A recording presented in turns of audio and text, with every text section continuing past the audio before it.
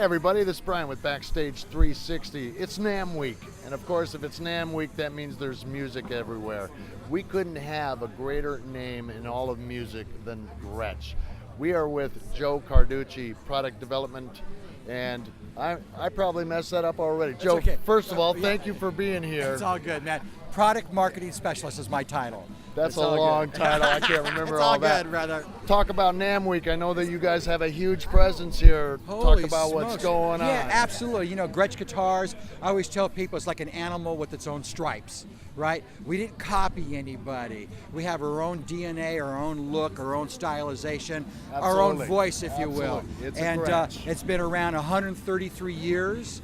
And the guitars, you know, they made banjos and drums first. Rock and roll hadn't started yet in 1883. But orchestras and marching music and that kind of stuff was the popular music of the day.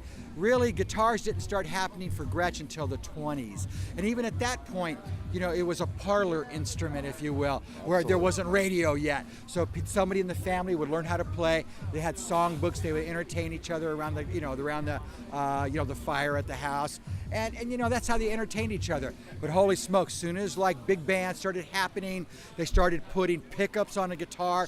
Forget about it. Swing came along. Oh, there you go. And Swing. yeah, you know, now if we're chronologically taking it through swing, in the late 1930s or early 40s, there were the two guys that were like the Jeff Beck and Stevie Ray Vaughan of that era was Django Reinhardt and a guy named Harry Volpe, who were like, they're from New York City, and they had radio shows and they were fronting big bands and had pickups on their guitars. The guitar was starting to get louder, and these guys were amazing guitar players. They played Gretsch. And so, you know, then as we move along, then of course rock and roll hit, and then everything like exploded, man. And that guy came out that you couldn't watch on TV because he was being censored. Yeah, there you go, Elvis Presley. That's a great bar argument. Who started rock and roll in what year, right? I would say Elvis Presley, probably 1954 when it really exploded. Right. And then of course we're talking first generation rock and roll. How amazing that we lived in that time period where that thing happened.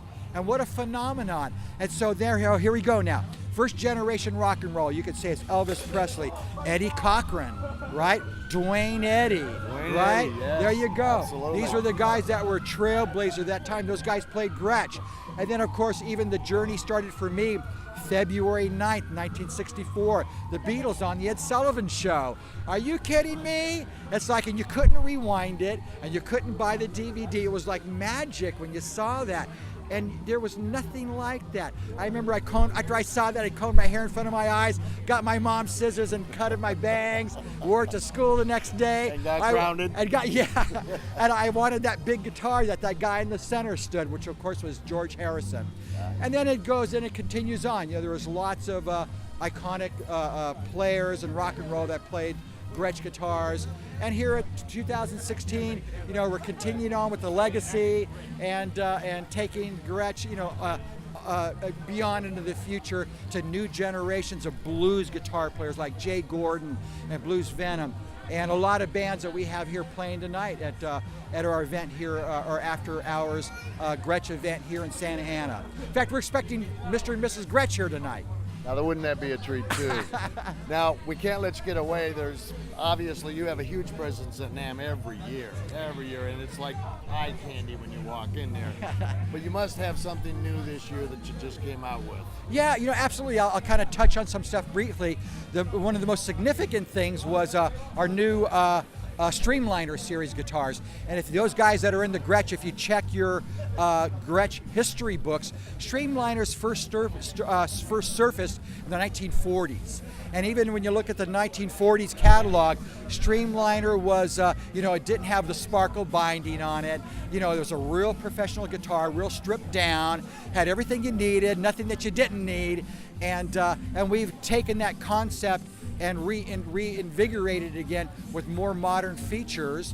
But you know, there's some elements on Streamliner we did carry over, like big block inlays, you know, the clear plastic knobs that they were using, right. and it's a great way for guys that aren't into the Gretsch guitars and don't want to drop $2,000 on a Gretsch. It's a great way to get into it. I mean, one of the models that we introduced today that has all the Gretsch mojo and sound and the looks. It has a streets price of about $550. Oh wow! You know what I mean? Yeah. So it's a great way to get into Gretsch. Like me as a guitar player, most guitar players like to own more than one guitar. I know I do. I have two. Right? Yeah. So it's another tool to add in your toolbox, and we were very cognizant to give it its own sound. We were real specific to make sure it sounded like a Gretsch. And so again, for those people that wanted to add that tool to their toolbox, we didn't want it to sound like anybody else. We wanted it to sound like Gretsch. We say that great Gretsch sound, and again, it has its own mojo, its own vibe, its own look, and man, we're really proud of it. I always say it's like an animal with its own stripe. We didn't copy anybody. Once you start getting guitars, you start collecting guitars. Not like a drum set where you can hang it on the wall because they're on pieces of art, right? Yeah, that's right. Yeah. So absolutely.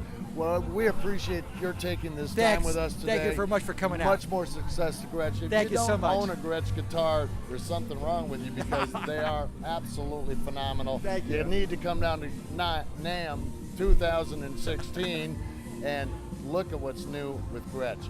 This is Brian with BackStage360, signing off.